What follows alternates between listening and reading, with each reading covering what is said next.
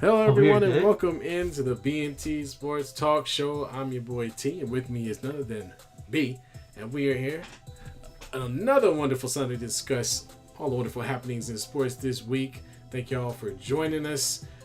B, how you doing, man? I'm good, man. It's good to be back. I was in Texas last weekend here. Was trying to do my best to get on the show here, but we were eating Brazilian, all you can eat Brazilian steakhouse on Sunday. So to say I ate my portion, to say the least. Man, have you ever done Brazilian an all you can eat Brazilian steakhouse before? No, man, I have not, man. So I'm not familiar. Yo, dude, it's so they got a card. You either it's like red and green, right? So green means you want the food to continue to come. These dudes just bring out skewers and they're just carving any sort of meat, Dang, and you man. just they keep coming until you Just say hump, stop. hump, hump. Just yeah, pretty much here. So it was. I mean, it was delicious. Don't get me wrong. Like it's worth it to say the least. $60, man. All you can eat, different kind of Steak? steaks. Oh You yeah, know, oh yeah, yeah, absolutely. lamb, chicken, sausage, all of that, man. It was actually pretty delicious. I'm not gonna lie. Man, that sounds great, man. I know it's kind of funny because I know there was a possibility we wouldn't be able to make this show on Friday. Whenever you dropped the all you can eat steak line, I was like, yeah, we probably ain't gonna make it. You ain't getting me on Probably not gonna make it, Sunday. man. Probably not gonna make it. So, Oh but no. we tried to do my best. We had a little fun with it, but glad to have you back, obviously, man. And folks, if this is your first time listening to us, thanks for being here. One, but then also go ahead and hit that like button, hit the subscribe button, hit the notification bell. We appreciate it. There's a lot of fun stuff to kind of get into in the worldwide of sports and some outside. But of course, we'll kind of start with the Warriors, and they actually are just coming off of a win today where they beat the San Antonio Spurs by a small margin, although they were up big in the fourth for a moment there.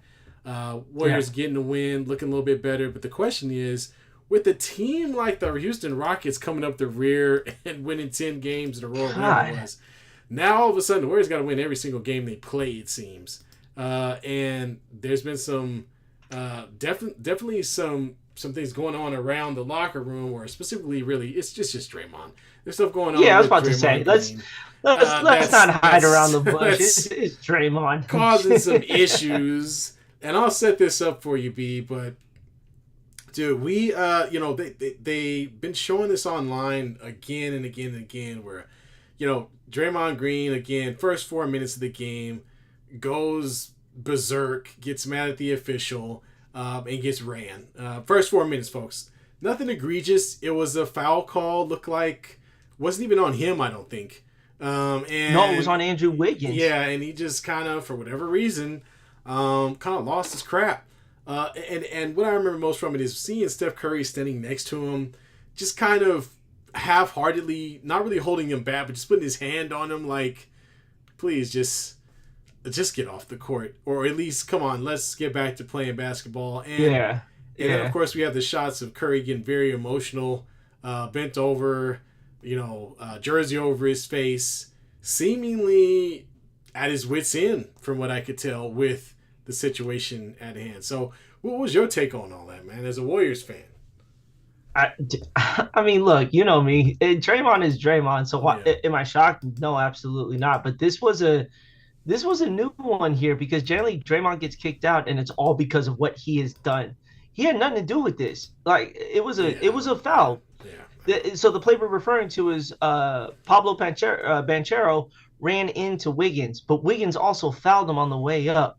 So it was a clear foul when it happened here. But I mean, at this point, why are we not shocked by it? I just think the time that it's happening right now, with the fact that the Rockets are right behind the Warriors here, there is no margin for error. You need everyone on that court there. You cannot risk losing any of your players here, especially your core, to some real dumb stuff. And that was something that was really, really dumb. And that's why you saw the emotion from Steph Curry, because Curry can't do this alone to end the year. yeah. He's been carrying the Warriors all year, and now that they have Draymond back, he shouldn't still have to carry the most of this workload here.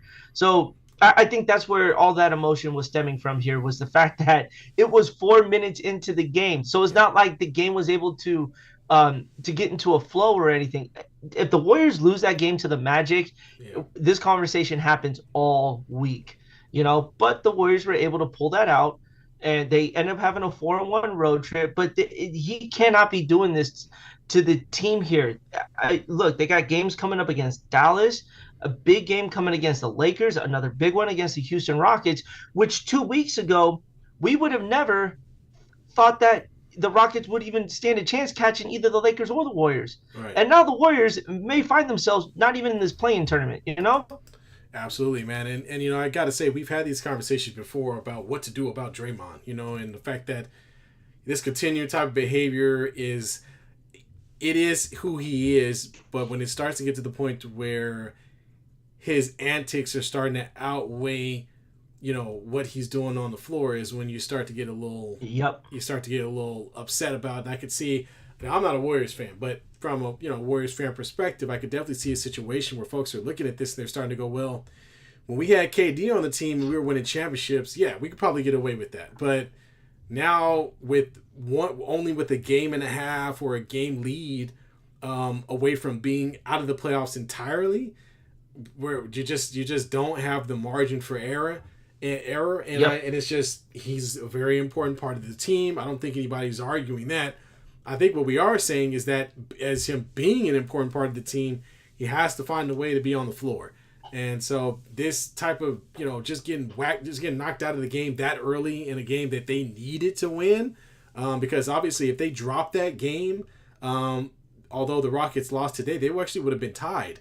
They probably would have been tied with the Rockets, and Oh yeah. for the for that last 10th remaining spot, and that's not a place you want to be, especially considering the Rockets probably don't have that much of a difficult schedule throughout the rest of the year because they sucked last year too, and so the Warriors have they're on such thin ice, man, that they can't let stuff like that happen. And that's why I think Steph was to the point to where he's you know literally almost crying on the floor because it's like, what the, like, I just want to play I, and he win he this can't game. he can't just do it no more. You know what I'm saying? Right, right. And I'm sure they worked it out. Did you see after the game when Draymond gave Steph a Yeah, hug? yeah, It looked like something straight out of Michael Jackson's Thriller when he turns around and he stares right at the camera here. That's exactly how Draymond looked there. But yeah. the Warriors have no margin for error here. They have to play perfect basketball uh, through this stretch here. And that's going to be a tall task for this team, considering the fact that they're struggling to close these games out. They literally struggled today to put away San Antonio. Yeah. San Antonio cut it down to 3 with 55 seconds left. You know what I'm saying? Yeah, after The having a Rockets sizable got lead. Yeah. such a big, exactly. And the Rockets the Rockets are doing what the Warriors should have been doing this entire stretch. Both teams had favorable schedules here, and the Warriors did not take advantage of this favorable schedule here. They're getting by, and at some point it's going to catch them, and hopefully it doesn't catch them anytime soon. Yeah, and you're not lying, man, because if you look at the schedule, you've got Dallas, Houston, Dallas, Utah, but then you play the Lakers after that. They're Yep. they can't go 1-2 in these next two games, especially if one of those losses is to Houston. So they can't Yeah. go 1-2 and then lose to Houston. Then they're going to end up in a situation where they're likely, depending upon what Houston does, but they're likely tied or possibly tied for that last spot, being that they're only a game ahead at this point, or maybe even behind if they drop all three. I don't think they drop all three, but Dallas is not going to be an easy win. They've been playing lights out. Luka's been dominating. So it's not going to be an easy game for the Golden State Warriors, and you have to play Dallas twice. Within Yeah. 3 days, because you're going the April 2nd, so Tuesday they're going to play him.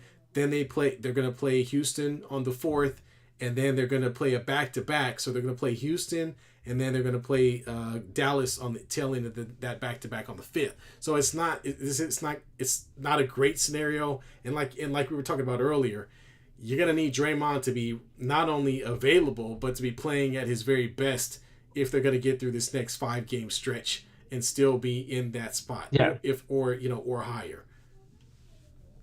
And when he's on the court, the team is much better defensively here. They've shown a lot more improvement on the defensive end. But when he's not on the court and he's not even on the bench, this is where the problem lies for the Golden State Warriors here. So they literally have to be perfect these next 2 weeks here in Yeah. order to even just and you know what the funny part is?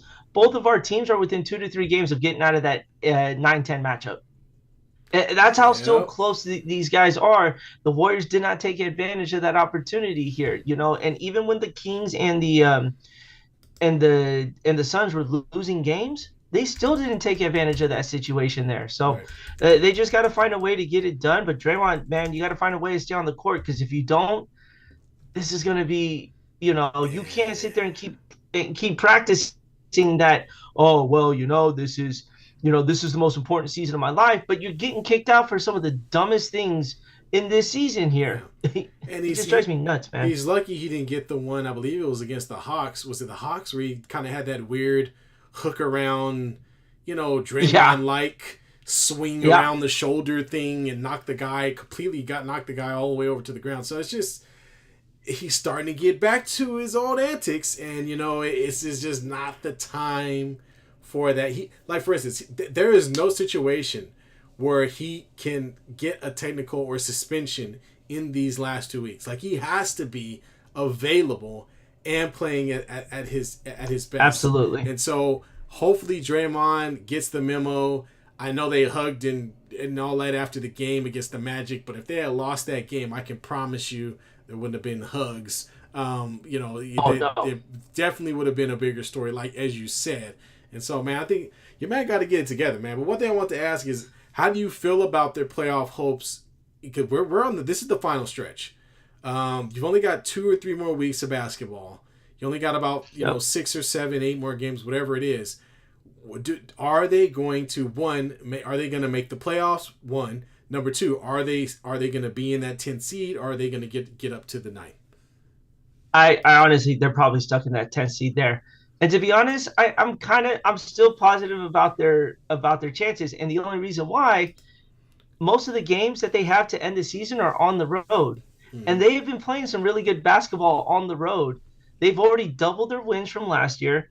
For some reason, they are more competitive on the road than they are at home. Yeah. So I like the opportunity here. I still think they get into the play-in tournament. To be honest with you, it's just going to be at the 10 spot there. Like there's going to have to be some really big help from the Lakers, from the Suns, from the Kings to kind of elevate themselves. But they're not doing themselves any favors by blowing big leads to end up in these tight contested games. Yeah, and you also have to look at the teams in front of them. You got the Kings who have been on the slide because they played the Mavericks twice and got dealt. They got beat. The Mavericks have climbed Yeah, they themselves. did. The Mavericks climbed themselves all the way up into the fifth spot, after being in the seventh spot for a little while. And the Clippers were on a slide are only 2 games ahead of them. The Suns have been a disaster, and let's talk about that. I want to actually let's talk about that a little bit. Now we're kind of talking about the NBA overall. Let me Yeah. check the chat here. I'm gonna say what's up to Nathan. What's up, Nathan? What's up, Thanks for Nate? joining us, man. Um, this is the team that was assembled to compete for championships, and we've seen this time and time again. We saw it in Brooklyn, right? We even saw it to some degree with Russell Westbrook, with the Lakers and that situation. We've seen it with the Yeah. Clippers. We've seen this is not the first time this has happened. So they throw this team together: Bradley Beal, Devin Booker, Kevin Durant, all this talent. This team has been underwhelming at best. They're in the seventh seed in the playoff tournament, although they're the highest of the play-in teams. They are only, let's see, how many games are they ahead? They're I only think it's only three. I ga- think it's ga- only three. yeah, they're about 3 games behind ahead of the Warriors, and for the Lakers, they're only a game and a half ahead of them. So I have to say this. Maybe the expectation is they come in next year and find some type of camaraderie, or after playing together for a little bit longer. But I gotta say, man, after all the hoopla and the trade, I think this has been a dud. for a team like the Suns. Now, it's not to say they can't go into the playoffs and make some noise, but overall, it was not as advertised. No. And, they haven't even had their big three on the court all year. Bradley Beal's been hurt all season. Kevin Durant's been he's been pretty reliable to say, but Devin Booker as well. They haven't had a chance to put that big three together all on one court here. So it's kind of nice to see the Suns really struggle with that lineup there. But, we talked about it as well with the Suns here is that you're relying on three players basically to take you to a championship. And it's just really not going to work here. I just don't think they're going to have enough firepower at the end of it here to say I think they could get by the Denver Nuggets. They're not going to be able to get by the Nuggets here. In fact, I don't think a lot of teams are with the way the Nuggets are playing. Dude, the Nuggets are damn near the number 1 seed. Yeah, they're one game out. And nobody mentioned, and nobody's talking about Denver, No. And so when you look at the matchup that the Suns have against these potential playoff teams, I don't see them getting out of the first round if they get out of the play-in tournament. I don't think they get out of the first round, man. There's just too much firepower for them that teams have that outdo what the Suns have, because all the Suns really have are 3 players. Name me a bench player on the Phoenix Suns that will light it up and get them past the first round. I challenge everyone in the chat to do that without looking it up. Tell me a player. I mean, you're absolutely right. I mean, and where they currently sit at that 7th seed, they would indeed, and if the Nuggets stay where they are, they would indeed play the Nuggets in the very first round of the playoffs. So, it would be an early exit for sure, especially since they would have to play on the road against the Denver Nuggets. But, yeah, man, I mean, it's just, it's going to make for good TV in the play-in tournament. I'll just put it like that. With the Suns, the Kings, the Lakers, and the Warriors, teams that do have some firepower. Some teams with some big names, especially between the Lakers, Warriors, and the Suns. So the play-in is definitely going to be interesting. Only problem is only 2 of those teams will continue forward. So we'll see which 2 of those teams actually make it. And if it stays as is, the Lakers and the Warriors will be matched up in that first play-in game. Another Curry LeBron matchup. You know what I'm saying? It's not like our teams had a good playoff showing last year against each other here. No. So it's going to be crazy, man. It's going to be absolutely wild these next couple of weeks here. How are you feeling about your team, though? How are you feeling about the Lakers and, just kind of pedaling around that 9 seed, just like we're pedaling around in that 10 seed there? The only good thing is they've had the longest win streak of the entire season. They reeled off, I believe, 5 games or so in a row, which they haven't been able to do all year. They're 7-3. So they're not playing bad. Here's the problem, though. If you go down the list of the winning teams in the league and you look at their last 10, every single team is winning. And I don't know if just the West is playing the East right now or what's going on. I think that's what's happening. But if you go down the list, you look, and literally, I'm going to go from first down to 10. You'll see what I'm talking about. Last 10 games, right? Oklahoma City, 7-3. Denver Nuggets, 7-3. Timberwolves, 7-3. Clippers, 6-4. Dallas, 9-1. Pelicans 6-4, Suns 6-4, Kings 6-4, Lakers 7-3, Warriors 6-4, and the Rockets 9-1. So teams are winning.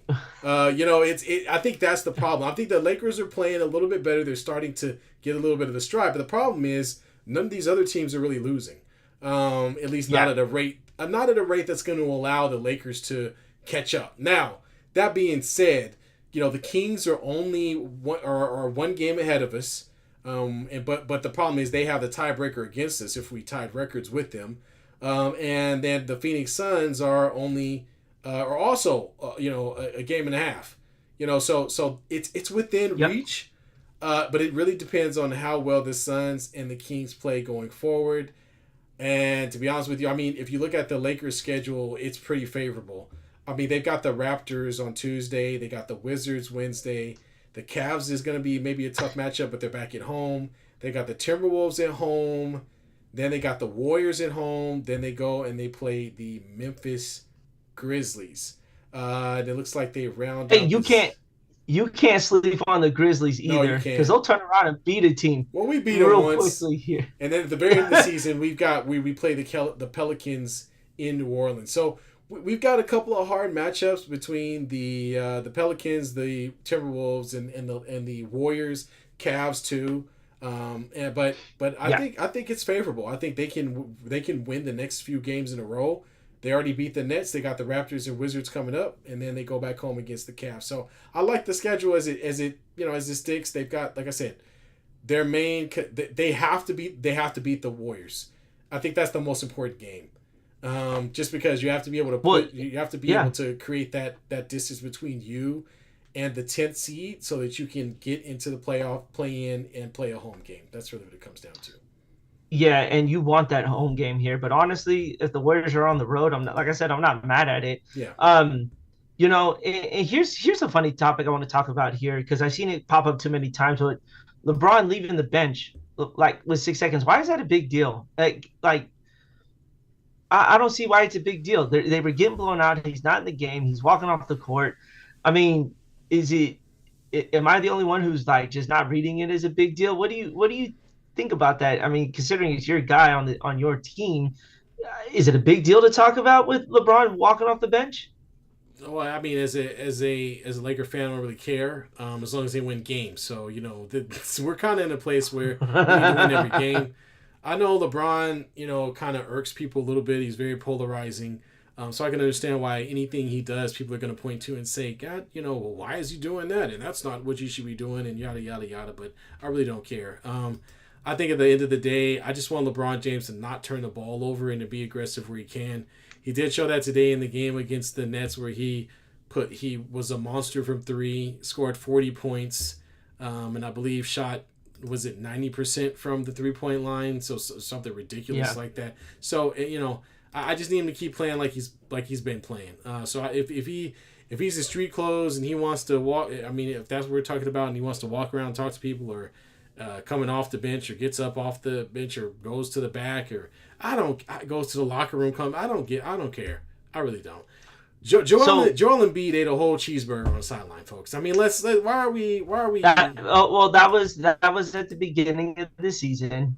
That was the first game back. That was tip off a few years ago Yeah. when he had done that there. Yeah. But let me ask you this here. If both of our teams are in the 9-10 spot, do you think it is worth running the risk of benching players to save themselves for that one play-in tournament, or stay fresh and just get some run in before that play-in tournament? What do you think? I think that if both these teams are competitive, you won't have a choice but to play your stars throughout the rest of the season. I think Yeah. there probably won't be enough margin for error unless the Lakers find a way to get a 2 to 3 game lead over the Warriors going into the last week or something like that. And then they say, well, we're going to sit our guys that last game. I could see something like that.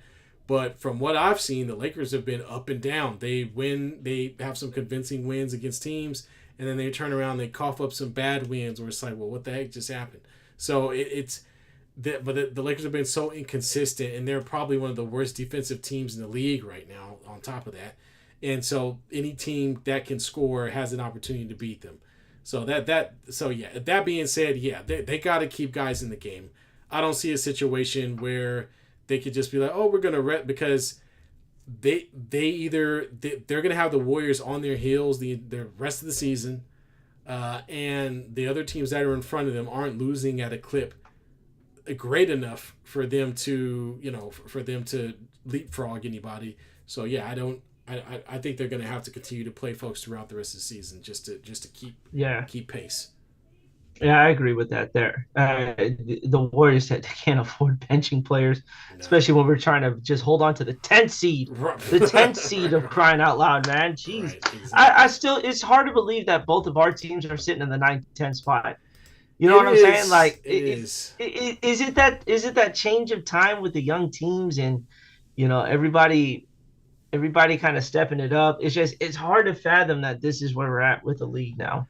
Yeah, I mean, when you got a lot of young teams that are at the top, you got the Nuggets who have ascended. You've got the Thunder and the Wolves who are probably having as good a season as they've had, and the Clippers, are right up in there. Dallas has been on a good run. So yeah, man, it's a lot of the talent, the younger talent, pushing to the top. And I think that's what we're seeing. Between Jokic and Edwards and Shai Gilgeous-Alexander, Jalen Williams, who's also with the Thunder, Jamal Murray. These are a lot of the newer guys. Luka Doncic, that are they're playing really really well, versus some of your OGs who are struggling to hang on. And so I think it is a little bit of a changing of the guard. However, what we've seen in the past is when it gets into playoff time, things can change a little bit. Go ask Sacramento. Go ask Sacramento about that. Yeah, ask Sacramento about that. We changed that narrative real quick. Stupid ass Beam. I ain't holding back. We're still not lighting no beams around here. Stupidest propaganda I've ever heard. Light the beam. Light the beam. Yeah, well, Why don't you worry about winning championships before you start lighting beams, losers? Yeah, well, one thing is I try not to beat up on the Kings because we did it in real life, and Sacramento hates us. And I know their whole playoff run where they had the best team they could have had, that just didn't quite get it done. Robert Horry with the 3 in games, and I believe it was Game 7, and those were some tough games with that old school Laker team back in the early 2000s. You know what they should do is hang banners as almost champions here, almost Western Conference champions here, or almost got to the NBA Finals. A lot of that should be almost in front of the Sacramento Some of them Queens. do, man. Aren't there some teams that got some division banners? Sacramento's got one. Pacific Division title. What? Because that's all they could claim, man.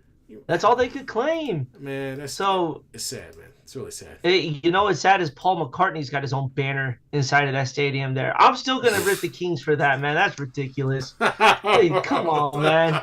Hey, Jesus. I guess he won something, man. They gotta, you gotta respect winners. And so I guess in a strange way, that's what they're trying to do.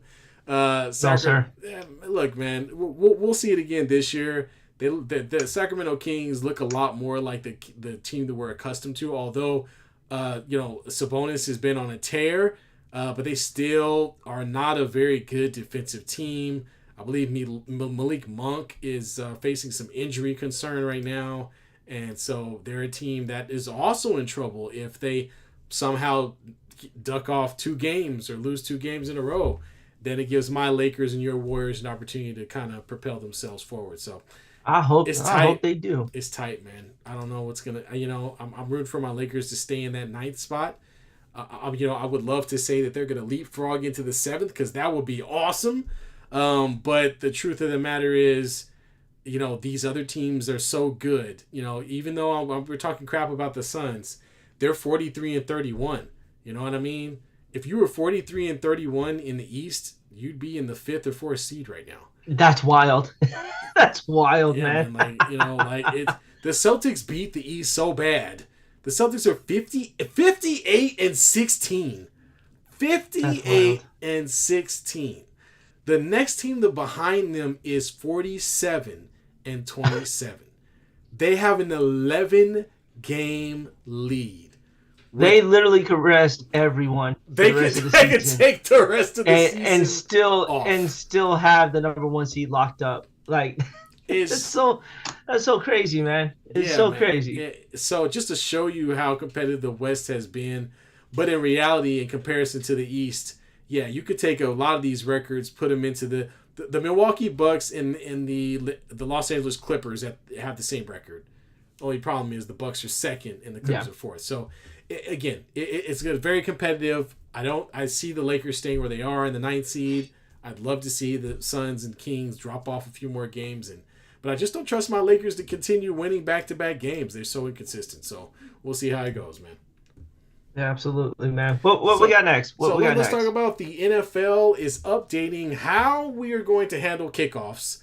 Yes. And you kind of saw this one coming because if you watched the NFL last year, which I'm sure everybody did, you noticed that these kickers are so proficient that they are kicking the ball out of the end zone nearly every single kickoff. Like I can't count.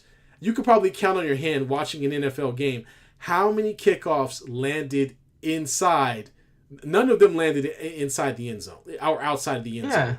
They're all in the back of the end zone. Some of them even go completely out of bounds in the back of the end zone. And the league, the mystique that used to be around returning kickoffs, it's not there anymore because nobody catches them. The kickers have gotten too good. So, B, give me some background on this because I didn't get as caught up on the rule, but the NFL is changing that rule to try to spice things up. So, what are they doing? What's happening? So they're adopting what the XFL did last year, which is basically you'll have your kickoff and return team. Anyone but the punter or the kicker and anyone but the receiver will basically line up within 5 to 10 yards of each other. And then the kicker will kick the ball off. I think it's still from the 35-yard line. The minute the receiver receives the ball, then they go after him. So it's actually pretty cool. You save a lot of the head injuries. Guys aren't running full speed into brick walls because that was kind of the big thing for them was protecting the players while doing this. But dude, a kickoff return is back in the NFL. I'm tired of seeing, what was the point of sending guys out there on special teams when, they were getting the ball automatically on the 25-yard line. Like, we were just wasting time with these kickoffs, and now we're not wasting them anymore. Yeah. So I'm all for this. I think the NFL's got a good idea with this. You're protecting the players, but you're bringing something exciting back into the NFL, which is a kickoff return. Yeah, it's bad enough we don't get punt returns, but now we get a kickoff return. Dude, sign me up all day. I'm ready for a train wreck to take place. Yeah, man. I think it's a good look. I mean, I'm curious to see how many kicks we actually see in the field of play, though. I'm curious to see how that all works out. But I do appreciate the NFL trying to make some changes to make it more watchable because. Truth being told, the guy after they score a touchdown, they could easily just be like, you know what, we don't even need a kickoff. We're just going to start from the 25-yard line and just leave it like that. Because that's generally what we're seeing game after game after game. There are very few instances where you get a good run back off of a kickoff. So we'll see how it turns out. I'm glad they didn't go to the old school XFL. Remember how they used to do the coin toss?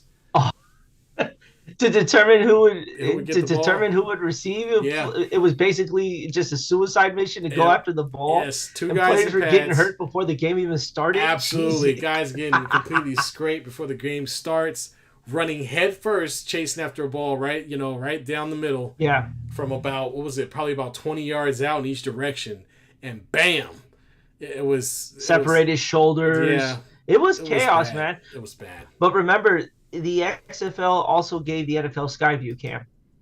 The XFL was the first to do that, and gave the NFL and also that cameras on the sidelines and everything with the boom mic and everything. That was all from the XFL. So the NFL adopted a lot of those things that we see now. We're from when Vince McMahon was running the XFL now. That's right. So.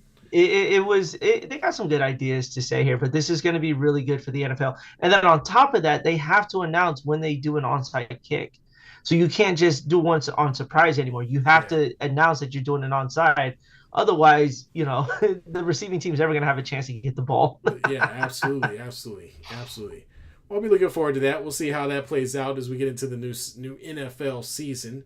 Now, for this next story, this is one thing we definitely want to get into was obviously betting around sports is proliferated, right? We're starting to see it more and more. There are more and more sites popping up day after day. Yep. You can bet on just about anything during a sports event. How many times will so-and-so blink in the first 5 minutes of a game, yada, yada, yada. Prop bets galore. And as we would assume and probably predict, there were going to be situations where players are going to dip their toe in the betting pool as betting continues to expand and make more money, especially with the sites and things like that. So there is a story about NBA journeyman rookie guy none of us know about, Dante Porter, who is being investigated on conspiracy of literally betting on himself.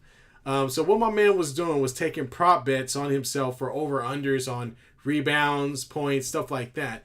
And the suspicion is that during game he was doing things to avoid avoid being in the game or avoid specific stats because he was betting money on himself in order to get paid, I guess. Now this guy's making like 500,000 a year, so let's start with that.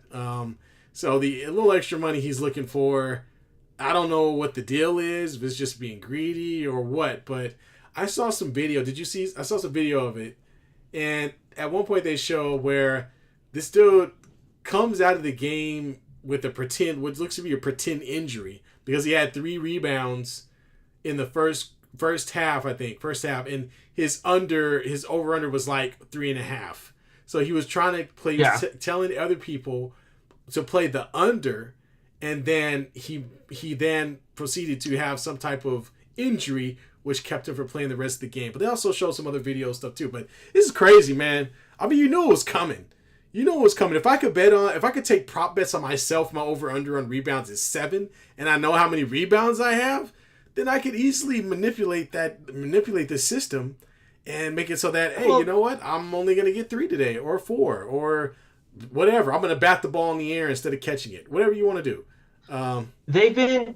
Guys have been betting on. This has been something that has been happening, I think, even before gambling became legal in most states here. We just never really heard about it. Yeah. But for a guy that's mediocre at basketball to take bets out on himself to try to earn extra money, probably shouldn't be playing basketball, bro.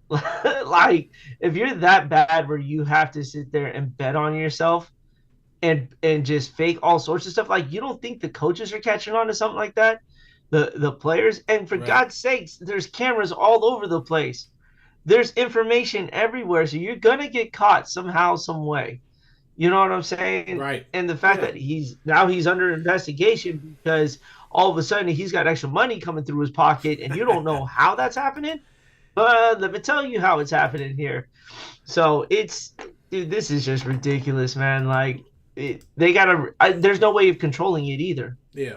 How are you going to control these guys betting against themselves? Yeah. Especially when when it is basically at our disposal here. I have an app called Underdog, which is sports betting in California. Now, California doesn't allow most sports betting, but they allow this app that you can use to bet on prop bets here. Yeah. So that's how easy to get in there and place a large wager. And here's the funny part. These guys who place large wagers, guess what? Everyone finds out about it. How many times have you found out about a guy who plays a $1.2 million bet on the Super Bowl? Every time. It does not hide. If you're doing $10, ain't nobody care. But you can't afford a $10 bet because that ain't gonna get you. Every Super Bowl, Mattress Mac is in the BR thread. The guy is always putting $1 million bet on some crap. So yeah, man, I agree, man. I think it's fun. The funny part of this is that Dante Porter is actually Michael Porter's brother. He's Michael Porter's little brother. Michael Porter, who plays for the Denver Nuggets and is making tons of money. If he was really that hard up for $1, why wouldn't he reach out to his brother, for a couple of bucks, if you will? The question is, why go to all of this in order to make an additional, 50, 100 grand or however much he's making? Maybe it's more than that, I don't know. When he's already making close to 500 grand a year, which in basketball terms isn't a lot, but in a normal person terms, it's a lot of money. Is a lot. That's a lot of money. We're all playing the Powerball right now to had a chance at $975 million. Right. Why not ask your brother for just hey bro, can you spot me about 30 grand? I know it sounds like a lot to ask for, but Michael Porter Jr. can handle that off of the contract that he signed, so he's got nothing to worry about. But here is the dumbest better known to mankind. I know did you read up on Shohei's little problem that he's got going on? We talked about it, so I know with the details you shared with me, but if there's been more that's happened, you got to let me know. So I'm sure for everyone that's been living under a rock since last week, to say the least, Shohei's interpreter got fired because he was paying a bookie that supposedly Shohei had no knowledge of. But T, let me just give you a quick breakdown here. The report first came out that Shohei was given his interpreter money to help cover some bets, right? Yeah. No one batted an eye. It was what it was. That's his money. He does whatever the hell he wants with it. Right. But then like a couple days later, he comes out and says, "Oh, I had no idea my interpreter was taking money." Yeah. $4.5 million in gambling debt that he Dang. had to pay off. So Hmm. I don't know about you, man, but anytime I even spend $3 at the store, my bank tells me when that transaction takes place. Right. You mean to tell me, and he had to pay in increments of $500,000, right?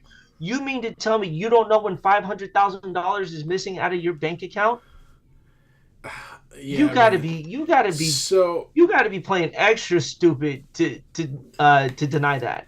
and that's where the conspiracy part comes in, right? Because the idea is like, well, Yeah. it seems a little fishy that you're losing this amount of money, and we've seen situations where, athletes or entertainers have worked with accountants who have stolen money from them in one way or another. But Otani Yep. seems to know this person personally, and there's the problem of he admitted to knowing that, or to pay. Is it that correct? He admitted to paying off or paying the So first, individual. so first it was paying the individual, and Right. then it was I had no idea. Oh my god. So basically, yes, he admitted to paying the money, right? So he knew he was paying off this guy's debt. But the way it's interpreted is that there's a possibility that he was placing bets on for Otani, and that's how that could also be Yes. perceived, and that's what's being investigated because obviously Yep. in baseball, as we all know, if you even Mr. Pete bet Rose. if you even bet on a card game in a dugout, they're gonna find out about it. So it's certainly not something Otani wants to start off the season with. Of course, I know you could care less because of the Oh, I love team it. that he's This playing is this for. is awesome. This is awesome to all my dumb Dodger fans here. I'm glad you guys are dealing with this and not the Giants. We got other problems to worry about. But the fact of the matter is now you got the feds on you investigating this because none of this makes sense. And here's the best part: the guy he was paying was Oh, an illegal bookie that the feds had eyes on. so Like yeah, all of this does not make any sense it's not here. going to end well. It Dude, sounds like. you have all this money in the world. You can't fly your dumbass to Vegas. Yeah, right. It's, Just it's a go to hop. It's an Vegas where hour it's away. legal. It's an hour away. It's Yeah. literally an hour, That even doesn't shorter it doesn't make from any LA, sense. dude. So here's what the guy was betting on. Shohei's interpreter was NHL, the NFL, All right. college football, and Major League Baseball, but comes out and says that he never placed any bets on Shohei Ohtani here. This is why this is very, very interesting. The guy was living the American dream. He was like, "Oh, I could bet on these games. By all means, what's the over? What's the under?" But you got to be the dumbest better to rack up a $4.5 million gambling debt to a shark. Yeah. You know what I'm saying? Like, why are Yeah. you still going after this money? What are you doing, man? What are you doing? And this is what happens. It could just be a case of having people in your circle that do not belong, and you gotta get those people out of there because you're much too high profile of a player to be caught up in a situation like this. And maybe Shohei needs to go back to the Dodgers and say, "Yeah, remember how I wanted to defer my money until 7 years from now? I think I'm gonna have to take some of that up front." Because he may need some legal fees and all that. Also, of course, I'm sure he's got plenty of money in the bank. What am I saying? But still, Yeah. it's not a good look. I don't think anything necessarily will happen, but if there's some type of connection or he's caught in some way making a bet that's on behalf of Otani, then we can be looking at a player that will not be playing in the MLB for a long time. And here's the greatest part. Every book keeps track of everything. Yeah. So the feds find a book and his name is on there as the guy who placed the bet. Yeah. He can kiss his MLB career goodbye. Oh yeah. And then all of a sudden he gives a statement on Monday coming out and literally saying that he had nothing to do with it. So now, he had to come out and say something. He couldn't stay silent for it for too long here. But look, man, you were right. My sister brought up a good point as this news was breaking out. Shohei was pretty chummy with his interpreter, his original interpreter, right? Like you would have thought nothing ever happened. T, if I had a gambling problem and I came up to you and I said, "Hey, bro, can I borrow $10,000 Yeah. to get out of this gambling debt?" Right. I expect you to say no, like Right. 100%. I expect you to say no here. Right. Look, man, we could be the best of friends, we could be brothers, dude, but you better tell me why you are in Yeah. 4.5 What is million happening? dollars Right. I need an in gambling explanation. debt. You Yeah. better give me a explanation. I need an essay. I need it to be uh, spelt right, and then I need a teacher to look at it That's right. to find out why you are in this much debt. And to be honest with you, an interpreter don't make that much money either. Yeah. So you So know that where money came from his account. exactly? Like, where are you even getting it from? So yeah, it's dude, it's gonna be interesting to see how that shakes out, man. But yeah, like I said, man, if they find anything with his name on it, anything that points to him placing a bet through this guy, it's gonna be big news. And so we'll wait to kind of see how this shakes out. But not the way you wanted to start off the season, man. You got to know who Oh, you're it's working with for 100% the sure. best way to start the season. He's wearing Dodger blue. That's the best way it could happen here. And I hope he loses all that money, to be honest with you. I hope he gets caught red-handed. Jerk. Dude, did you hear what Pete Rose said after Shohei Ohtani came out with the statement? He What goes, is "I that? wish I had an interpreter in the '70s. I'd have been scot-free." Yeah, there you go. And it's unfortunate for him to say that and get involved, but you know it's exactly the truth. It's like, yeah, you've got somebody else as a proxy, somebody else who's doing it on your behalf. So yeah, man, we'll see how it plays out, man. But this will be something that we'll continue to watch. And unfortunately, I think there will be more stories like this, especially the thing with the Dante Porter thing, where guys are going to start to invest money and bet on games in the leagues that they play in, if not then in other leagues. And it's continuing to You run know, rampant all over the country. all we're waiting on now is the NHL to have a gambling scandal because Calvin really started us off last year in the NFL. He was suspended Yeah. for betting on NFL games, and then now there's Shohei, now there's Porter. Come on, NHL, step it Yep. up. Step it Let's up. go. Step it Come up. on, Step it up. we may not know what they're betting on because I mean it's the NHL, but at least at least all four sports will be covered when it comes to gambling here. So NHL, you're falling a little behind the eight ball here. All So right. someone get caught, please. And we got Um, Mama Lay chiming in the chat with yeah, given the statement just opened up a lot of unanswered questions. Yeah, the other part I guess we'll throw out there, I'm not trying to be rude here, but whenever English is your second language, it's gonna be tough to try to explain stuff like this. It's just not, you know what I mean? that's not rude. And your interpreter is the one that's in question. So yeah, there's a lot of questions about what's going on here. I love it, man, and it can't happen to a better team than that reside in Southern California. I'm glad it happened to them. Um, if he was a Giant and this takes place, obviously we're probably taking a lot of heat for it here. Granted, we just came off the whole Barry Bonds steroid scandal that Yeah.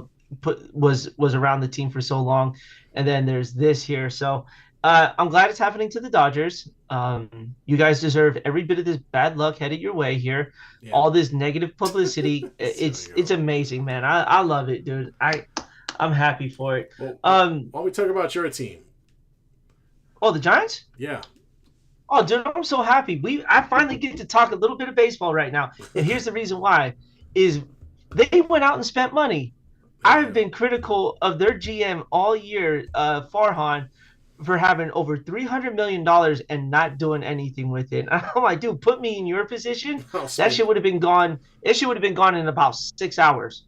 I would have found some way somehow to start signing people unruly here. But look, they went out. They got Matt Chapman, who's a hell of a defensive third baseman here. Got him for cheap, but the contract's weird though. It's a 3-year deal, but he can opt out after the second year if he has a good season. So what that basically means is after this year, if his numbers are really good, he can go back to being a free agent and go get some more money here. And then when you think it's all said and done, they go out and get Blake Snell. Blake Snell is the reigning NL Cy Young Award winner.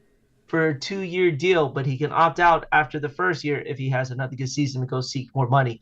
So basically, the Giants rented these players. Yeah. Really didn't hurt their pocket, to say the least here. Right. The Giants constructed a team that was going to go out there and win. And they had a good first 4 games, small sample size. But look, after what we had to see last year and what we're seeing this year, already is a vast improvement. So I'm excited for it, man. It was nice to see baseball on the TV these last 4 days here. It's just what's kind of shadowing a lot of things here in the Bay Area are the Oakland A's. Did you hear the fan attendance on opening day? No, man. What was it? But I'm sure it was bad because they tried to protest again them going to Vegas, but the proof's in the pudding, man. There's nobody going to the games, and there hasn't been for quite 13. some time. They said it was 13,000 people, but that was just probably ticket sales. Yeah. Dude, the stadium looked like it only had about 5,000 people in it on opening day. Dude, it's and with them it's leaving, bad. That's what I anticipated. And although it could be in a sense some of the Oakland A's fans, rebelling. But it also proves the point that over the past 5 to 10 years, the A's just not have been able to get their attendance in a place where they're making money, and And that's the big thing. Yeah. Is you have to have people in the stands for some of these things to take place here. So you can't really point the finger at a whole lot of people because it's a collective effort here.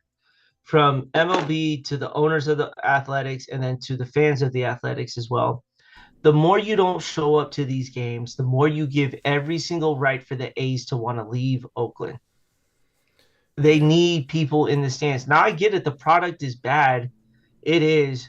But for those fans in Oakland, just remember that Warriors were a terrible product. That was some bad basketball in the early 2000s. Yeah. But guess what Warriors fans did? They showed up every single night.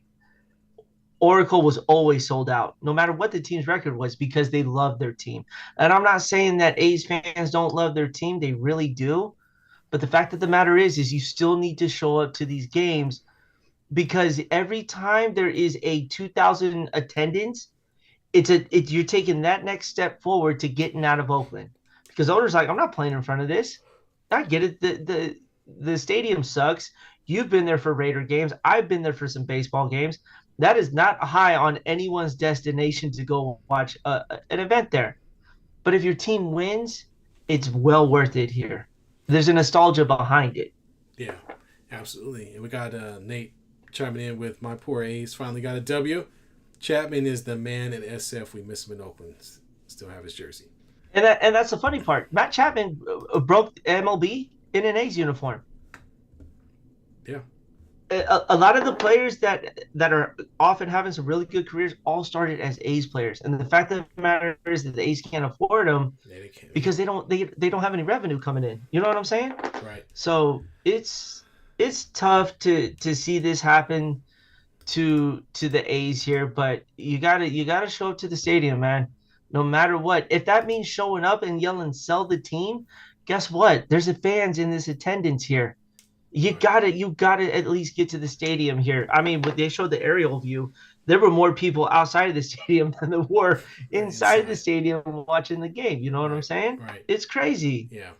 Well, it's sad to see, man. All right. Hey, man, we got somebody from Germany. You see this? Yeah, man. The only problem is he's asking us about Villarreal and Atletico Madrid. These are European League teams, and I gotta be honest with you, Marvis. We're not up on that quite yet, man. We're gonna have to kick it into high gear because the only soccer I got a chance to watch. I'll tell him this. I'm gonna tell him this right now. Oh, go ahead. Oh, you got some knowledge? Go ahead, man. Drop your knowledge. Dude. You know what? If I had to pick a team, Epe, I'd go with Atletico Madrid. They sound really, really good. If they're anything close to Real Madrid, I'm going with that. They aren't. I don't think they are.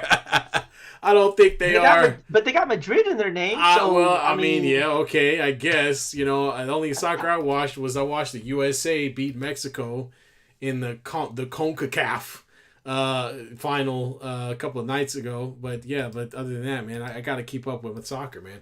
We're getting pushed to our breaks, man. We got to open it up. We got to open it up. We got 100%. What was it? The other week it was hockey we were being asked about.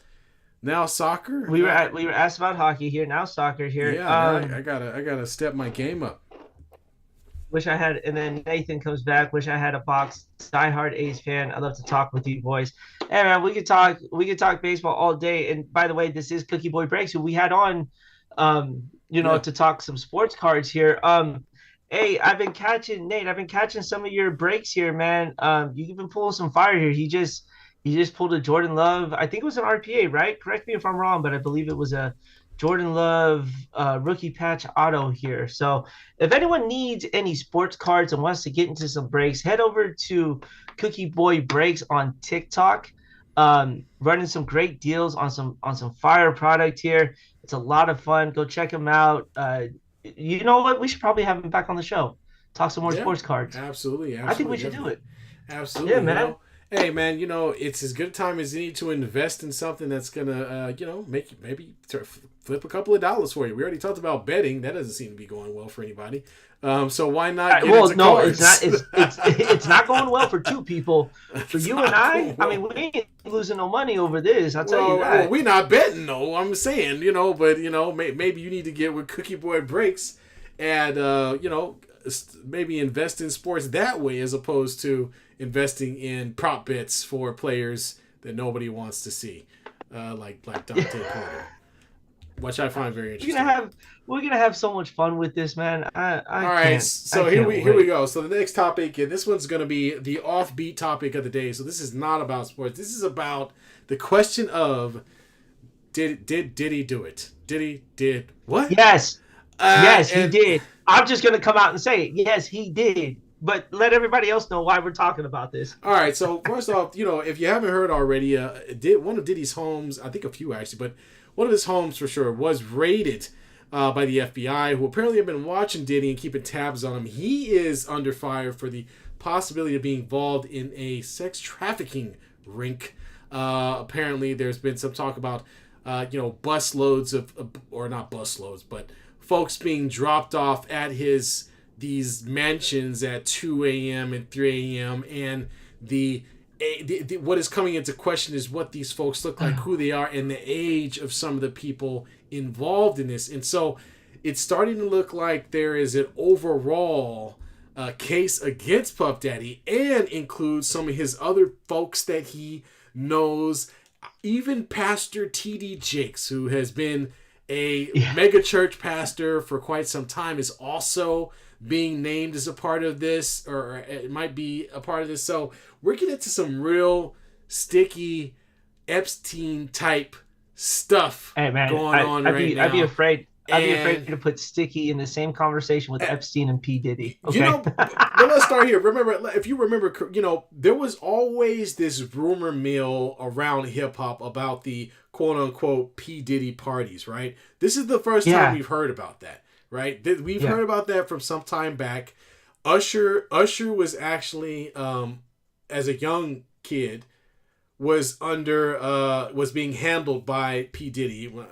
When I say handler, I don't mean that in any weird way. I just mean he was kind of like his mentor, and he actually lived with him for a little while during that time. And some of the things that he was exposed to, obviously were far beyond anything you want to introduce to your 14, 13-year-old kid, 15-year-old kid.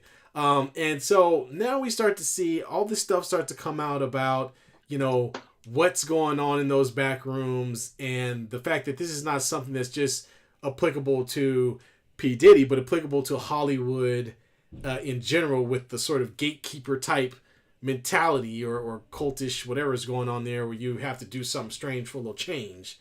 And so now we're finding out that P. Diddy may be a part of that, and some big name rappers apparently have some videos. There have been videos confiscated from P. Diddy's properties showing celebrities in some very bad positions. I said, I'm sorry. And so we don't know what it looks like, but let's just put it this way. Any person that was rolling with P. Diddy in the past, anyone that was rolling with him, you're going to have to throw up a question mark. There's been some surfacing of some videos. Have you seen the Meek Mill video? That was bad, bro. That was bad. Yep. That was terrible. Apparently there's a lot more than that.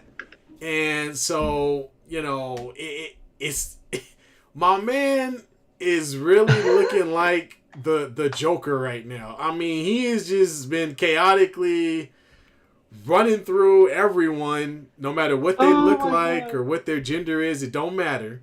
And now he's got enough dirt on just about everyone in the entertainment business to some degree, to where I doubt that anybody will stand up and protest. Do you think anybody's going to come against P. Diddy and actually go against, if he's got the tapes, that is?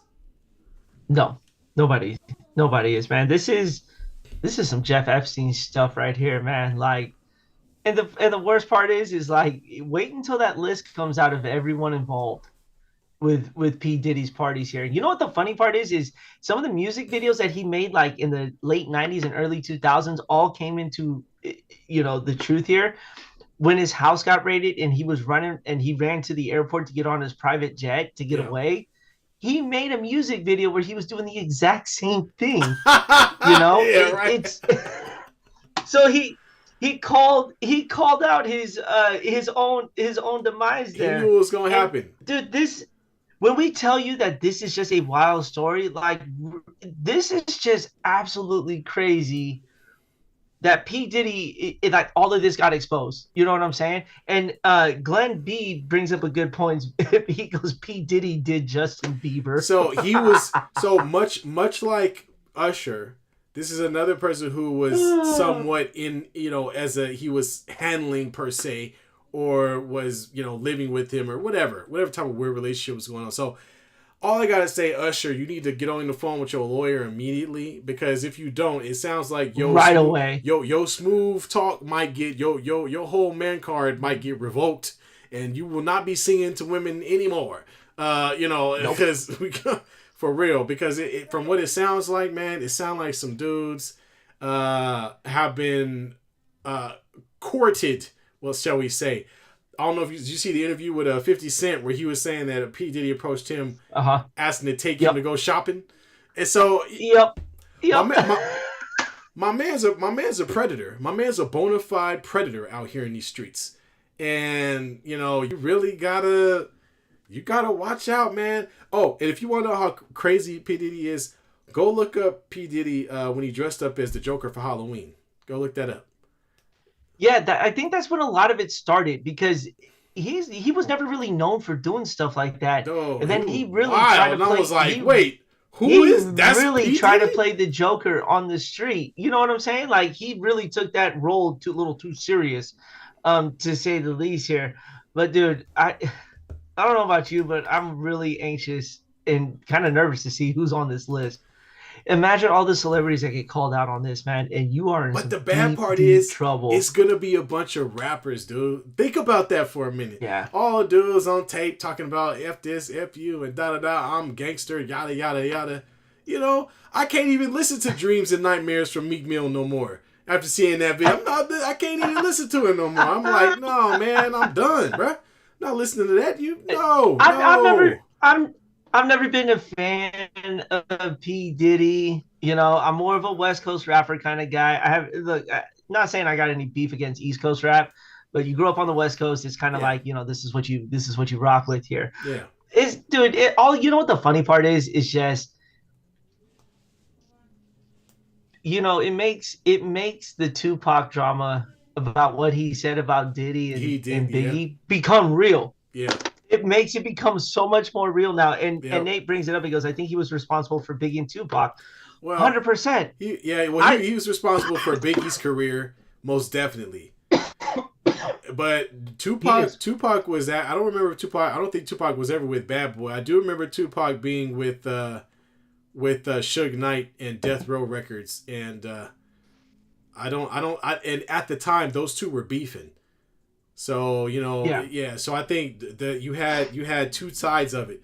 Everybody remembers Suge Knight get up on stage and making fun of P Diddy about dancing all in your videos and yada yada yada. Come to death row. So I don't know what influence P Diddy may have had on Tupac. I have to look that up. But he for sure was Biggie's right hand man. And now that all this has happened, all these videos are starting to come up where dudes is looking suspect. You know what I'm saying? And I don't know what to think of. Big time suspect. And it's like, wait a minute. Are you trying to say Big? You trying to say Big was on this stuff? I mean, is that what we saying right now? Are y'all trying to say Biggie Smalls was on this? Biggie Smalls can't defend himself because he dead too. So that's the worst part. But here, can you imagine this, T? Can you imagine an album from P Diddy and R Kelly straight from prison? Can you imagine them being bunkmates in prison?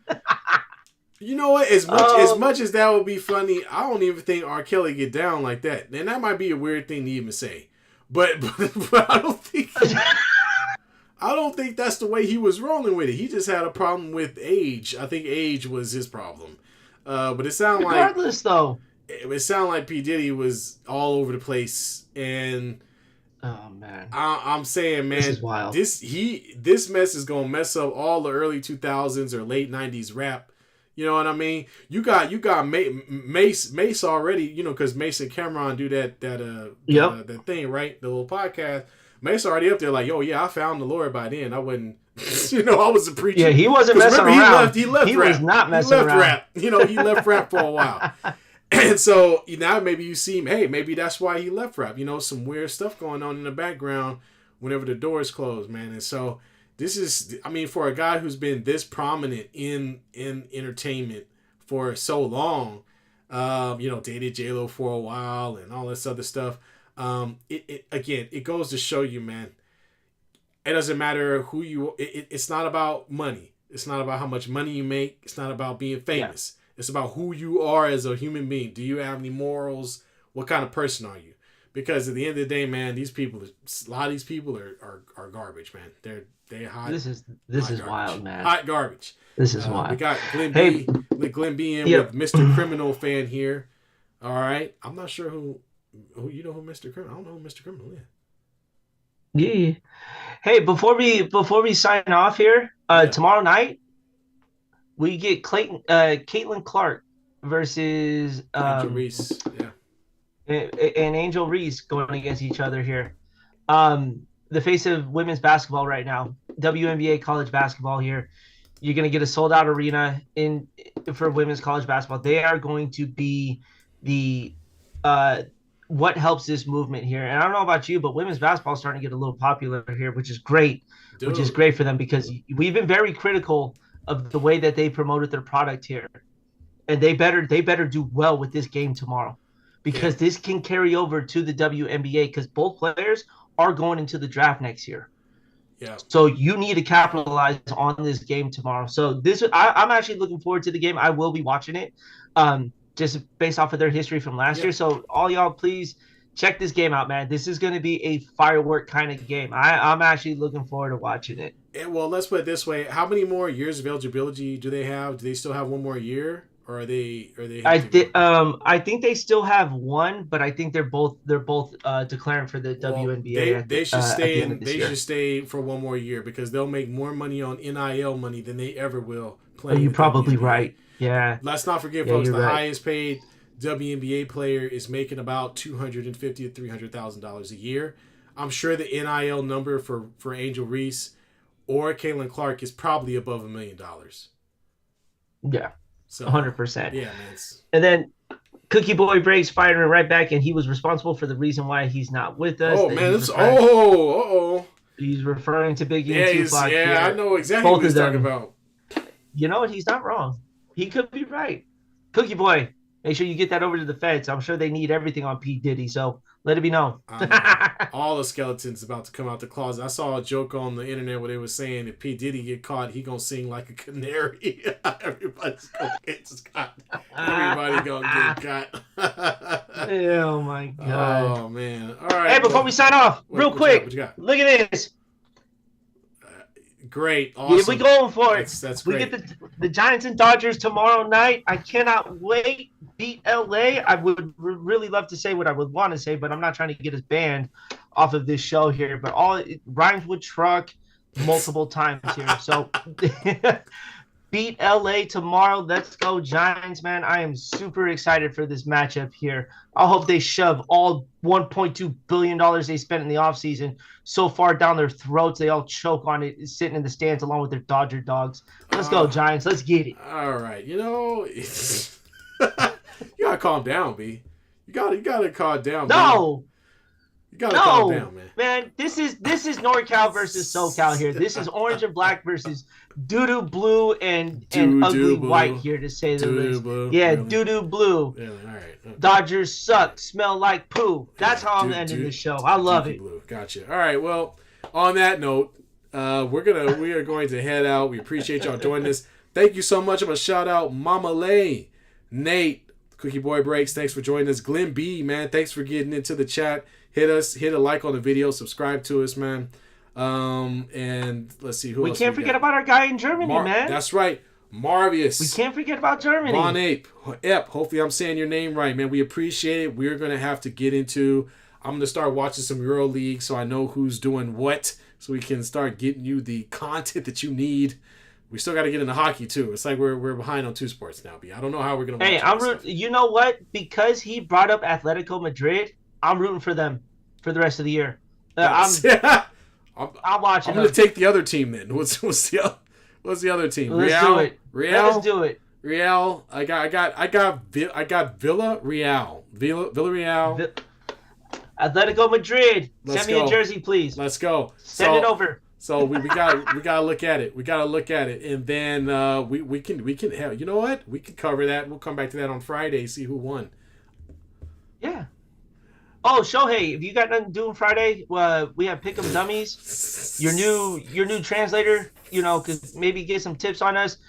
Porter, if you need some help on some prop bets, tune in Friday night, man. We got you. And we will do it at a much lower percentage than your previous interpreter. We promise. Yeah. 500,000? Absolutely here. We don't need 500,000. We need what should we need, like 100 grand maybe? 50K? I'll take 50,000. 50,000? Yeah. I'll take 50 grand. Yeah. And we'll bring you back 30 grand or something. I don't know. We'll figure it out. All right. Exactly. All right, folks. We appreciate y'all joining us again.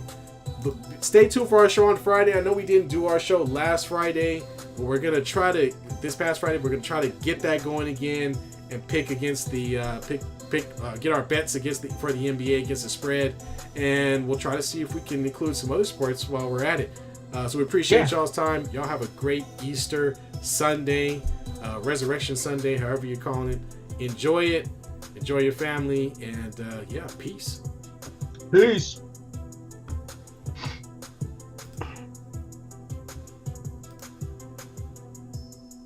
All right, cool. Well, I think we picked up another subscriber. We did. It was Homeboy from Germany.